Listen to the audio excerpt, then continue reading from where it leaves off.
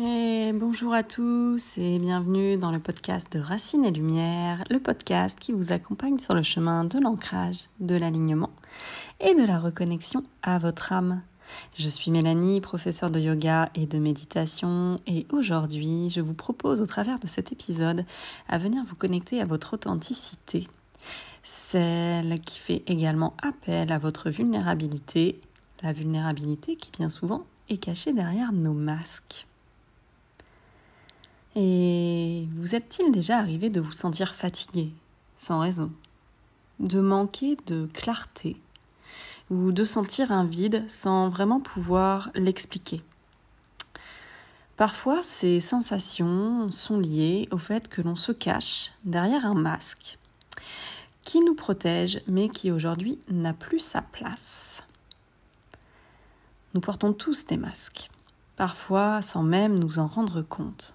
Le masque de la personne qui va bien, le masque de cette femme, celle qui gère, qui est sur tous les fronts, et celle qui sourit, même quand c'est dur. Combien de fois vous a-t-on posé la question « ça va ?» et vous de répondre « super », alors qu'à l'intérieur, mais pas du tout. Le masque du professionnel, du parent, du pilier, de la bonne épouse, de la bonne mère, tous ces masques, vous les connaissez très certainement. Ce sont des façades que nous avons apprises à enfiler et dans le but d'être aimés, non jugés, acceptés. Tout ça pour éviter le rejet, la critique ou encore la honte. Parce que dans l'enfance, on apprend vite que montrer nos vérités profondes, ça peut faire peur. Pleurer, ça peut déranger. Surtout quand le parent se sent impuissant. Et là encore, l'idée n'est pas de juger nos parents. Nos parents ont fait du mieux qu'ils ont pu avec les ressources qu'ils avaient. De la même manière que si vous êtes parent, vous pouvez parfois aussi faire de votre mieux avec les ressources que vous avez en vous disant que vous auriez pu faire mieux. Mais c'est ok, c'est un apprentissage pour tout le monde. Il n'y a pas de jugement, là encore. Toujours est-il que quand on est enfant, pleurer, ça peut être compliqué. Dire non, parce qu'on n'a pas envie, ça peut entraîner une punition. Être trop sensible, ça peut nous valoir d'être jugé. Pas forcément par nos parents d'ailleurs, ça peut être par nos frères, nos sœurs, par nos copains, nos copines. Alors pour éviter tout ça, dès notre plus tendre enfance, on s'adapte. On apprend à jouer un rôle et à cacher certaines parties de nous, puisque nous considérons qu'il en va de notre survie. On cherche à plaire ou à ne pas déranger. Et ces masques, au fur et à mesure que nous grandissons, deviennent des armures de protection. Ils nous permettent d'avancer, de tenir debout, parfois même de réussir. Mais à force de les porter, on peut oublier qui on est réellement. On oublie ce que c'est d'être juste soi, avec nos émotions, nos vraies émotions, nos lumières, nos fragilités. Et cette voix finalement, qui est la voix du cœur, qui parfois reste complètement fermée au centre de notre cœur et qu'on ne laisse plus s'exprimer. Mais alors quels sont les signes que nous pouvons ressentir quand nous portons un masque et que nous ne sommes pas authentiques ? Quand le masque que nous avons porté ne nous convient plus et que finalement, en grandissant, en vieillissant, on change, puisque la vie est un perpétuel changement, mais que nous continuons à garder ce masque parce que finalement, on ne sait pas faire sans. On peut avoir cette sensation de ne plus être à notre place, de jouer un rôle, ou de faire très exactement ce que les autres, au sens large, attendent de nous, plutôt que ce que nous, on a réellement envie de faire. Mais on continue de faire ce que les autres attendent, puisqu'on s'auto-juge en se disant que faire ce qu'on veut, ça peut être mal.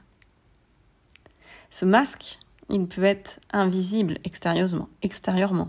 Tout semble aller bien, mais à l'intérieur de vous, ça sonne faux.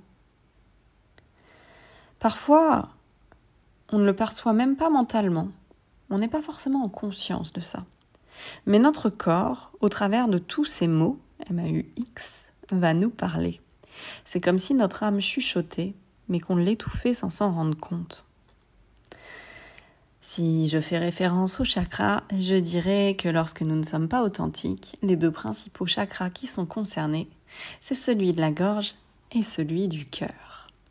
Donc dans vos ressentis corporels, vous pouvez avoir la gorge qui est nouée, mais sans raison apparente, à ne pas confondre avec la gorge qui se noue quand vous faites face à un épisode de stress ou à une peur particulière.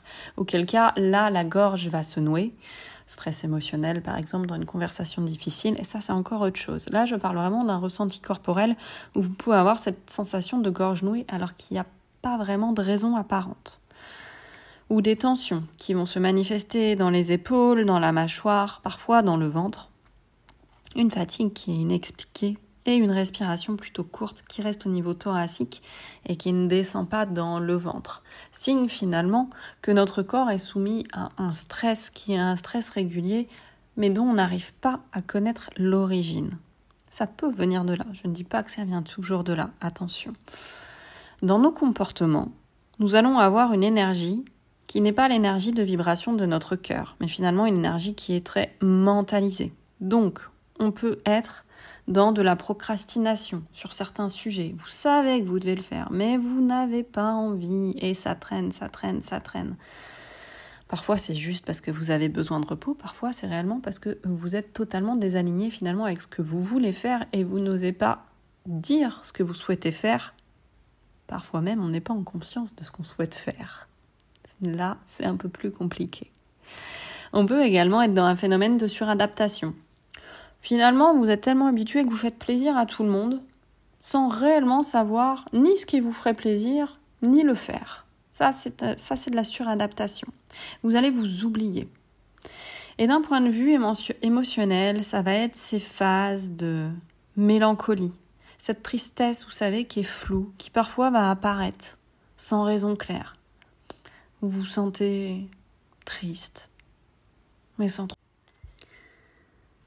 Et peut-être que vous vous êtes déjà dit cette phrase « J'ai tout pour être heureux ou heureuse, mais je ne le suis pas. À l'intérieur, je sens qu'il manque quelque chose. » Souvent, cette phrase, elle va être liée à la culpabilité. On se sent coupable parce qu'on se juge différent. On se juge soi-même et on se masque encore davantage. Et surtout, on a peur de ne pas être compris. Combien de fois on peut se dire « Ah, mais les gens aimeraient être à ma place, je ne peux pas me plaindre. » Alors c'est pas parce que vous avez tout pour être heureux ou heureuse que vous n'avez pas le droit de vouloir être pleinement aligné à vous-même et à votre âme. On peut également ressentir de la frustration, une colère, qui est une colère interne. On n'ose pas dire non, on n'ose pas poser ses limites, on n'ose pas affirmer ses besoins. Et du coup, on s'auto-sabote et on agit pour faire plaisir, comme il faut, comme on doit. Ce qui crée vraiment ce conflit entre ce que vous faites et ce que vous ressentez. Et ça, bien souvent, ça reste une colère, mais une colère qui est à l'intérieur. Pas une colère que vous allez ressortir, puisque vous êtes en colère finalement vis-à-vis de vous-même. Donc cette colère vis-à-vis de vous-même, elle peut avoir des impacts au niveau digestif. Si vous avez souvent des maux de ventre, des ballonnements, des aigreurs d'estomac, ça peut vraiment être lié à une colère qui est interne. Un sentiment de vide, bien évidemment, avec cette perte de sens, cette sensation de vivre sur pilote automatique, sans profondeur.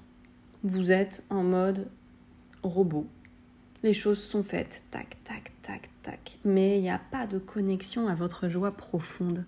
Vous le faites parce qu'il faut le faire. Et enfin, une anxiété ou un stress, mais qui lui va être un stress plutôt diffus. Parce qu'en fait, de porter tous ces masques, ça vous demande quand même de l'énergie. Et cette énergie, elle doit être constante. Et cachée sous ce masque, une peur que l'autre découvre qui vous êtes réellement, ou pire, que vous-même, vous découvriez qui vous êtes réellement. Alors c'est comme si notre âme chuchotait, mais qu'on l'étouffait sans s'en rendre compte. Il existe plusieurs types de masques différents, je vais en citer quelques-uns, puisque en fonction de votre besoin de protection, le masque ou les masques, bien souvent on en porte plusieurs, que vous vous êtes créés, vont agir de manière différente et vous pouvez également en changer en fonction de la situation.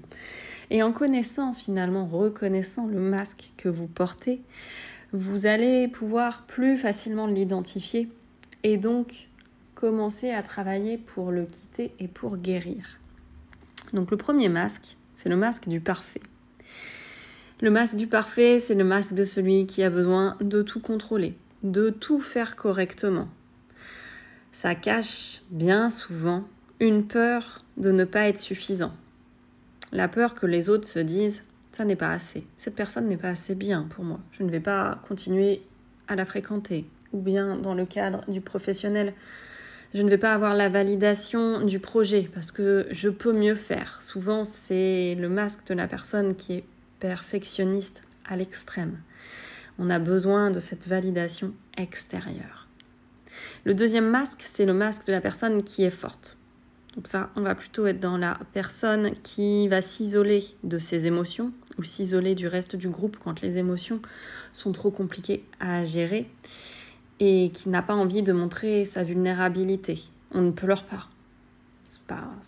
Ça n'est pas normal de pleurer en public ou d'avoir des émotions qui sont trop contrastées. On est dans cette vulnérabilité-là, celle où si je montre ma vulnérabilité, je pourrais être rejetée par l'autre, humiliée. Encore pire, ne pas être aimé. Donc là, on est vraiment dans la femme forte ou l'homme fort, celui qui est un roc. Et la vulnérabilité qui est bien enfouie derrière. Dans ce masque, on retrouve également les gens qui n'aiment pas ou qui ne veulent pas demander de l'aide. Je vais y arriver tout seul, je suis assez fort. Le troisième masque, c'est le masque du gentil, du plaisant. Ça, c'est la personne qui est toujours souriante, toujours accommodante. Vous pouvez lui demander n'importe quoi, il va se mettre en 12 pour le faire. Et derrière se cache réellement la peur de ne plus être aimé et d'être rejeté pour qui on est vraiment. Donc ça, c'est une personne qui va s'oublier, s'effacer complètement. Le dernier masque que je vais vous proposer, encore une fois, il en existe plein d'autres, c'est le masque de la personne qui pratique l'humour ou le détachement. Donc là, on va utiliser l'humour pour détourner totalement l'attention des autres et se cacher derrière ça.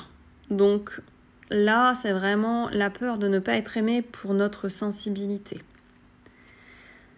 Donc prendre conscience de nos masques, c'est pouvoir travailler sur ce masque, le remercier déjà de nous avoir protégés jusqu'à là, puisque bien souvent cette armure est une protection, donc c'est ok. Mais commencer à prendre conscience de ce qui est caché en dessous pour pouvoir doucement le révéler et surtout comprendre pourquoi on cache notre vulnérabilité, notre sensibilité derrière ça. Qu'est-ce que ça vient chercher chez nous ? Donc posez-vous cette question. Qui suis-je en train de protéger ? Quelle version de vous vous protégez quand vous portez ce ou ces masques ? Et quelle est la peur vraiment que vous avez ? Est-ce que c'est la peur d'être rejeté ? La peur d'être critiqué ? La peur d'être abandonné ? Vous pouvez prendre quelques instants et noter cette phrase. Je porte souvent le masque de... Et dans ce cas-là, travaillez sur ce masque. Commencez déjà à écrire ce qui vous vient. C'est un premier pas vers l'identification du masque et donc votre connexion réellement à votre authenticité. Ensuite, vous pouvez, dans une deuxième phase, ou avant, si celle-ci vous plaît plus, revenir à votre corps. Parce que le corps, il va vraiment vous faire ressentir ce qui se passe à l'intérieur. Quand vous portez un masque, celui par exemple de la personne forte, où est-ce que ça se situe dans votre corps ? Où est-ce que vous êtes tendu ? Est-ce que c'est dans la gorge ? Est-ce que c'est dans le ventre ? Et avec votre souffle, essayez vraiment de travailler sur une respiration plus ample, plus profonde pour déjà calmer votre système nerveux. Et une fois que vous avez identifié où ça se tend dans votre corps, peut-être essayer dans votre quotidien de revenir au corps un peu plus souvent et de vous dire « Tiens, là, j'ai l'impression que ça me fait la même chose. » Donc très certainement que je ne suis pas dans ma pleine authenticité. Et pourquoi ? Est-ce que c'est parce que votre patron vous demande quelque chose et que vous n'osez pas dire non ? Est-ce que c'est en lien avec votre situation familiale ? Est-ce que c'est un schéma répétitif que vous-même, vous créez ? Commencez vraiment à revenir là-dessus. Donc si vous souhaitez, il y a pas mal de ressources dispo sur ma chaîne YouTube qui peuvent vous permettre au niveau méditation ou yoga intuitif de connecter pleinement à votre corps. Ensuite, commencez à travailler sur votre vérité. Vous n'êtes pas obligé de tout révéler d'un coup. D'ailleurs, en règle générale, c'est beaucoup trop inconfortable pour qu'on le fasse. Mais commencez. Osez dire non.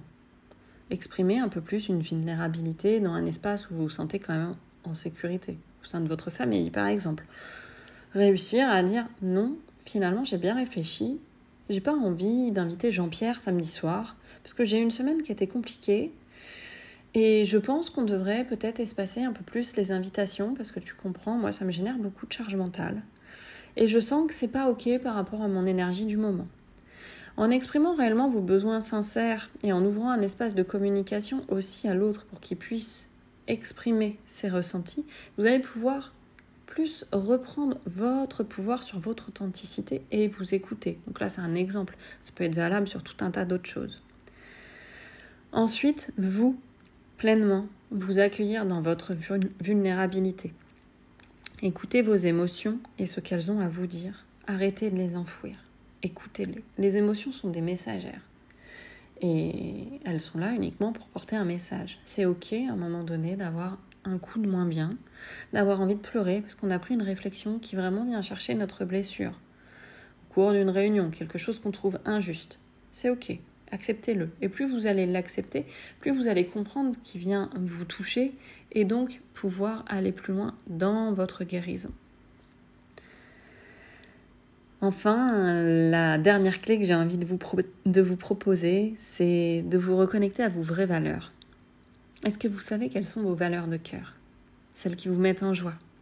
Celles pour lesquelles vous êtes intransigeante, parce qu'en fait, c'est votre identité. Ce sont vos valeurs. Qu'est-ce qui vous fait vous sentir à votre place, en paix ? Quels sont vos codes ?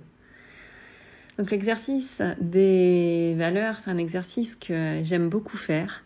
Je le proposerai dans mon kit qui va s'appeler Soleil intérieur, qui va vous permettre de rebooster votre confiance en vous et de connecter justement à votre confiance et à votre cœur.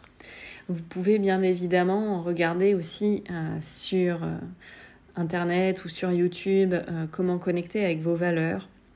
Il y a plein d'exercices qui sont très simples. Moi, je vous le proposerai au sein de ce kit en tant que rituel, vraiment avec un exercice de journaling et une méditation un peu plus profonde pour connecter avec votre flamme intérieure et raviver ces valeurs qui sont les vôtres. Et en règle générale, quand on n'écoute pas nos valeurs, c'est vraiment qu'on n'est plus du tout connecté à qui on est ni à notre identité profonde. Donc venez ici peut-être déposer ne serait-ce qu'une main sur votre cœur ou sur votre ventre et prendre un instant pour ressentir ce qui vous met en joie et ces valeurs qui sont les vôtres. Ces valeurs qui partent du cœur, qui partent de l'intérieur de votre âme. Inspirez, expirez quelques instants. Ressentez ces valeurs qui viennent de l'intérieur. Vous pouvez les noter. Les valeurs peuvent changer au fur et à mesure de notre vie. En général, nos valeurs vraiment intrinsèques, il y en a certaines qui ne bougeront pas. Donc pour résumer cet épisode et ce port de masque, j'avais envie donc de vous dire que se libérer de vos masques, c'est revenir à votre vérité, à votre cœur. C'est guérir cette blessure de devoir être un autre pour être aimé, mais connecter à quelque chose de bien plus profond, c'est-à-dire vous aimer vous-même. Parce qu'être vous, c'est oser montrer votre vulnérabilité. C'est prendre ce risque de ne pas être compris, de parfois dire non ou de pleurer devant quelqu'un. Sortir de vos rôles, ça demande énormément de courage, mais c'est être vous et être aligné pleinement à votre cœur. Et ça, c'est une ressource qui est extraordinaire. C'est là que la magie commence. Parce que quand on retire nos masques, on laisse apparaître notre âme et on retrouve notre voix, V-O-I-X, mais parfois aussi notre voix, V-O-I-E. vous reconnecter pleinement à votre vérité. Donc c'est sur ces dernières paroles que je vais clôturer cet épisode de podcast. Encore une fois, si vous souhaitez un petit programme pour aller plus loin sur votre confiance en vous en passant par le corps, par la méditation et par un rituel, je vous invite à me connecter, à m'écrire pour pouvoir recevoir plus d'infos sur ce kit qui va s'appeler Soleil intérieur. Et je vous souhaite à toutes et toutes une très belle journée. On se retrouve très bientôt. Namasté.